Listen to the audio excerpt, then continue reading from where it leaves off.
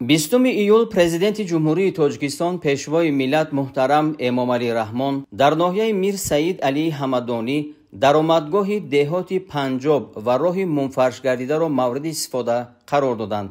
иттилоъ дода шуд, ки роҳ дар ин масир 12,175 километрро дар бар гирифта шаҳраки Москва, деҳаҳои сайроби деҳоти Панҷоб ва сомониёни деҳоти ба номи Саидқул Турдиевро бо ҳам мепайвандад.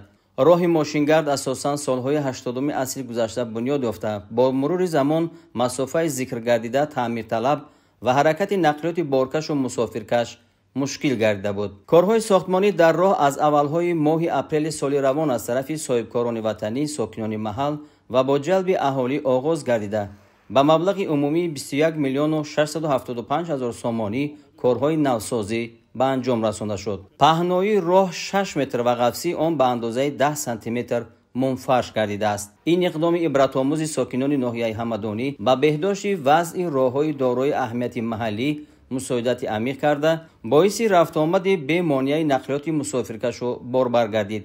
сокинону соҳибкорони боҳиммати ноҳия бо пайравӣ аз сиёсати созандаву бунёдкоронаи пешвои миллат муҳтарам Эмомалӣ Раҳмон ба хотири истиқболи сазовори ҷашни умумимиллии 35-солагии истиқлоли давлатӣ корҳои ободониро вусъат медиҳанд. дар ноҳияи Мир Саид Алии Ҳамадонӣ сол ба сол, моҳ ба моҳ, рӯз ба рӯз роҳҳо хубтару хубтар шида истодааст. мо сокинон ва ронандагон аз он хушҳолем, ки чунин роҳҳои замонавӣ сохта ба мо доданд. баъди ифтитоҳи иншоот роҳбари давлат муҳтарам Эмомалӣ Раҳмон ба ҳиммати сокинон барои ободонии як гӯшаи сарзамин баҳои баланд доданд.